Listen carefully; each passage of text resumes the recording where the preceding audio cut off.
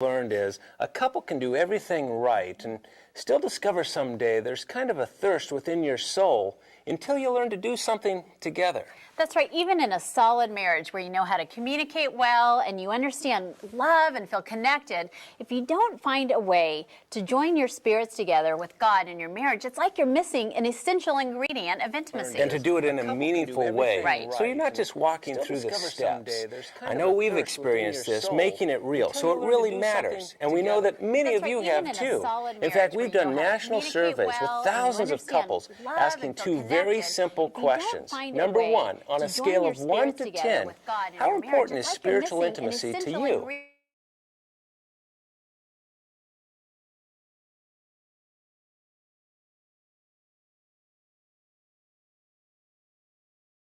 There's a big gap between what couples have and what they want when it comes to spiritual intimacy.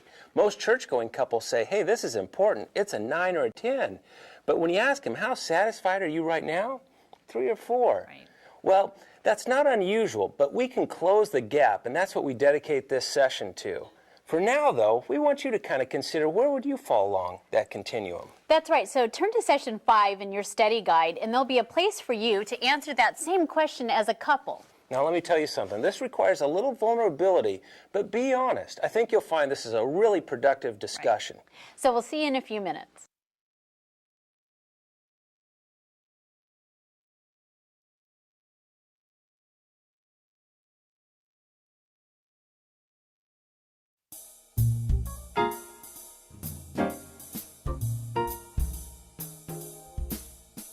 With each passing day, I love you more. Baby, you've got a way that makes me love you more. I love you more. I love you more. No, I love you more. No, I love you more.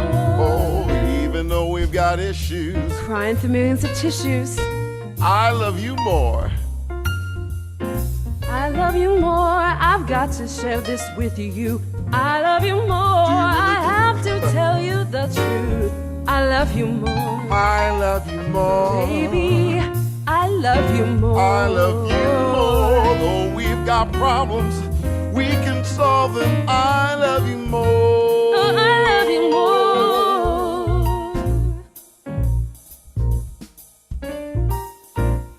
So this session is about basically joining your spirits together in a way that's meaningful, not just going through the motions. Do you ever feel like that when it comes to spiritual intimacy? Like you're just kind of going through it just to say, yeah, did that, check it off my list. Yeah, you initiate things to do together that you think will take you to a deeper level, but they just become things you're doing, you know, and they don't take on the meaning you thought they would or the depth you thought they would give your connection. Or you end up doing it just because you think it's the right thing to do and it doesn't really benefit either one of you. And so it feels kind of empty.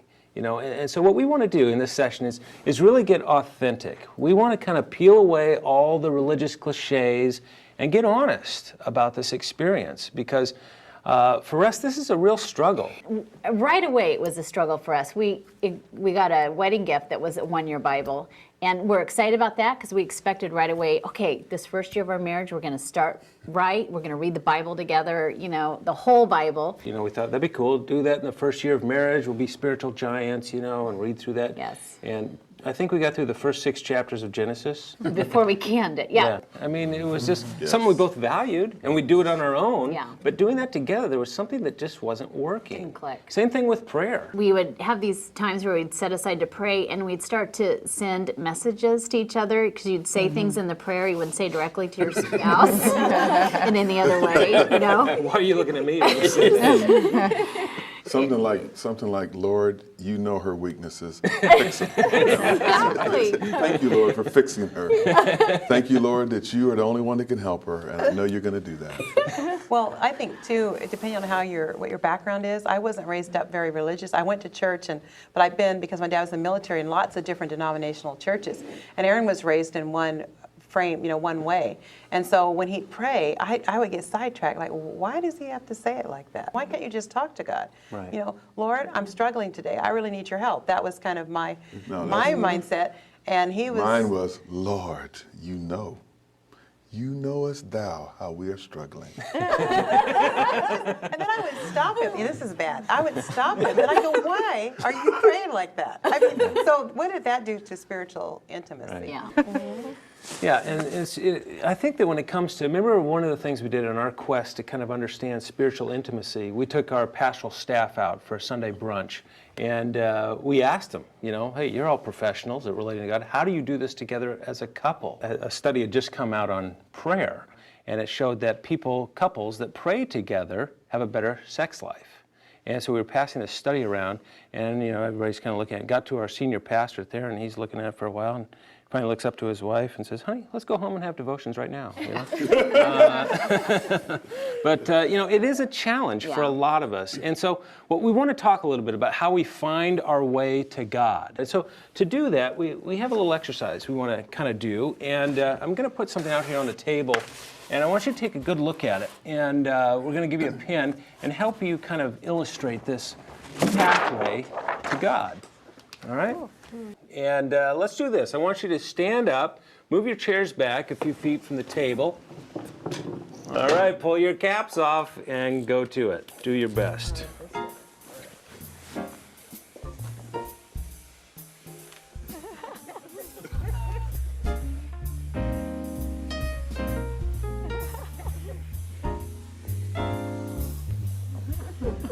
We thought we'd do this because it kind of graphically depicts our journeys. And sometimes the way I find my way to God is very different than the way Leslie does, and vice versa. Gary Thomas wrote a wonderful book, Sacred Pathways, that really helped us in our own spirituality when we realized so much of our spiritual lives had been spent on trying to convert the other person to our pathway, I'm real contemplative in my style. I live for time. I'll just take, my Bible and my journal and, a cup of Starbucks always. But I just want a lot of time, and I just need to be away. And especially before we had kids. I mean, she'd go off like for 2 hours, go someplace and come back, and I'd say, "Where have you been?" And she'd say, "Oh, just been with God."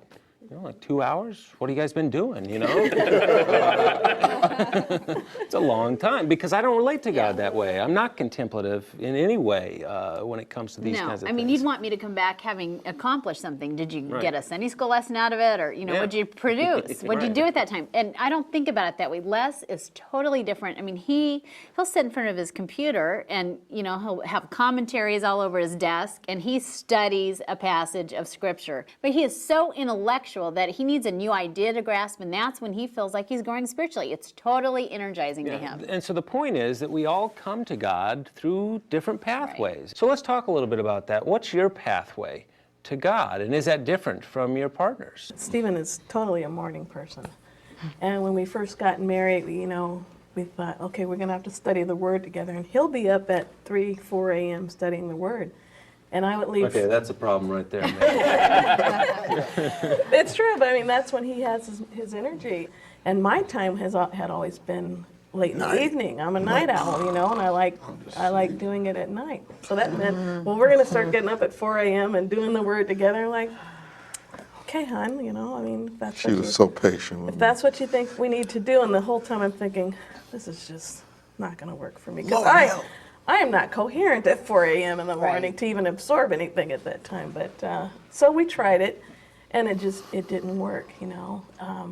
We're just wired differently. Steve, when do you feel closest to God? I would say mornings. I have I get into my office early when no one else is there, and I have a small little book of scriptures that I'll reflect on, and that really helps me get my day going right. Any of you feel closest to God when you're in a small group? Mm-hmm. Yes. You do? You're social, you love that kind of interaction, to hear other people and share your own ideas. And I've been in this same small group for 24 years, so I know that these guys are thinking similar to what I am. Wow, that's some history. Wow. Yeah. Yeah, and for some of us, it's so amazing because you'll, have great intentions and you'll want to pray or something, and you go to pray and you find you're falling asleep, or you're, rehearsing your mental to-do list. But then you get in a small group, and that just energizes you spiritually. You can pray; it comes to life, and it's in that context that you really do grow. Do any of you feel closest to God when you're in worship?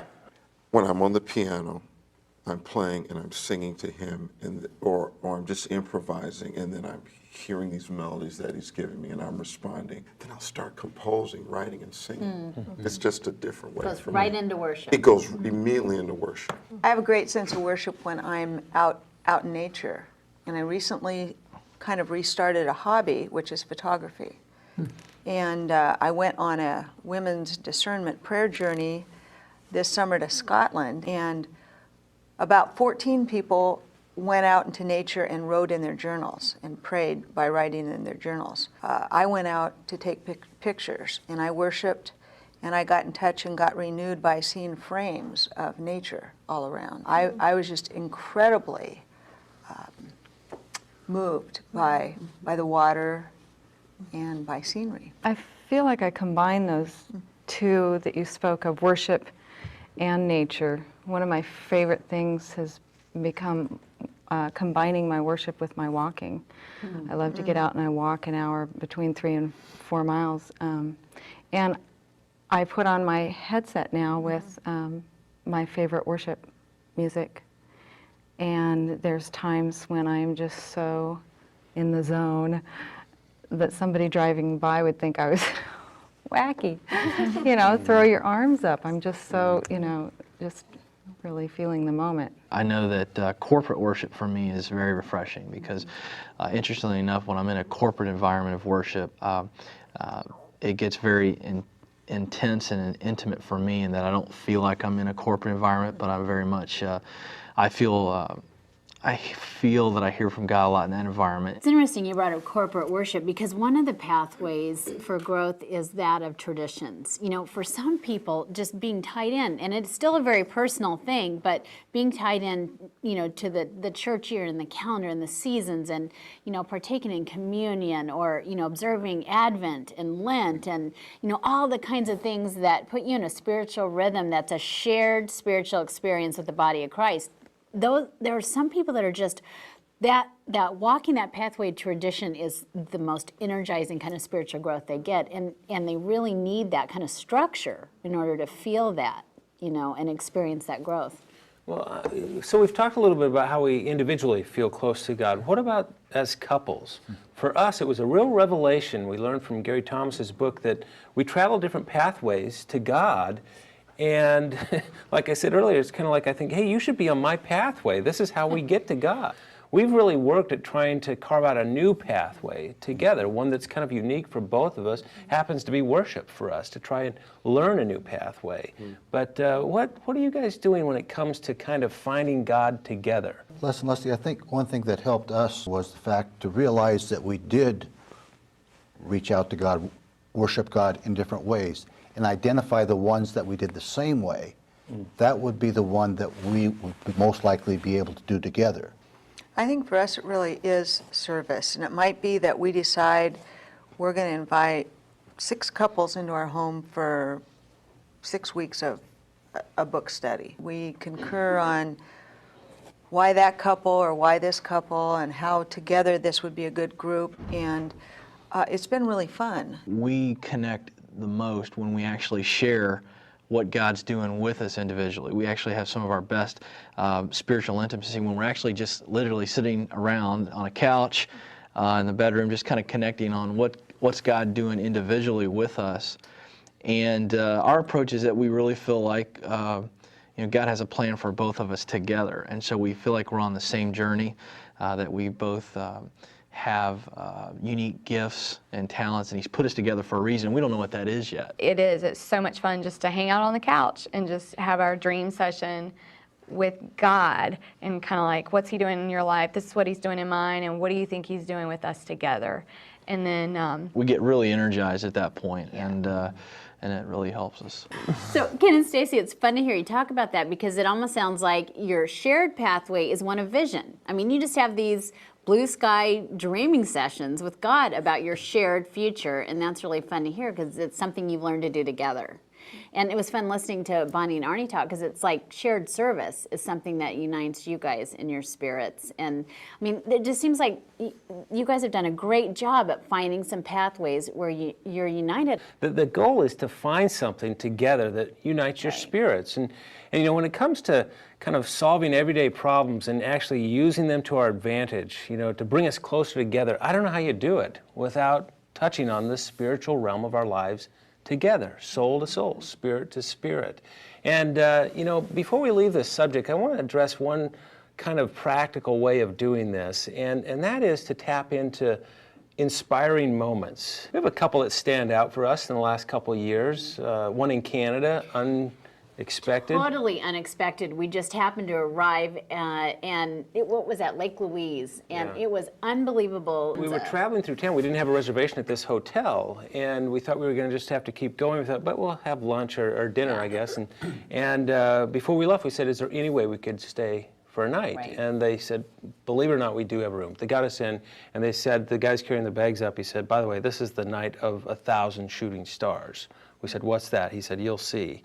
And there's a little balcony off the room, and we got out there, and it was amazing. I've never seen anything like it in my life before or since, and just sharing that moment. We'll think back on that. The two of us have never felt God's grace in a more full way. Well, I mean, and then it we was woke just up that amazing. next morning to Amazing Grace, literally playing across the lake. You know, I mean, that doesn't happen every day. Once in our 20 years of marriage. Exactly. But sometimes more common moments of inspiration, just watching TV together. I remember we watched a news program on the orphans in Romania, and our hearts were really touched by that, and we just began to kind of weep together and talk about that, and how can we get involved in that, and you know, kind of that shared service. It's amazing how intimate that is. Yeah, talk about becoming soulmates. That'll bring the two of you together. Well, it's really true, isn't it? You know, spiritual intimacy, it can be a challenge. Right. And I've seen so many couples want to give up on this, but the payoff is too big to give up if you're struggling. It's just too good. I want to just kind of underscore the point. You can do everything right in marriage, but there's still kind of this longing deep down in the soul of your marriage until you learn to walk together with God in a way that's meaningful to both of you. That's right. And in a way, marriage really becomes the vehicle that helps us grow closer to God. It's almost like a spiritual discipline itself. You know, at first you think marriage, you know, God will make our marriage easy. And in the end you discover marriage is the thing that will drive us to God and create growth and produce growth and sustain our love. The marriage itself teaches us about God's character, right? Regardless of the pathway we take to Him.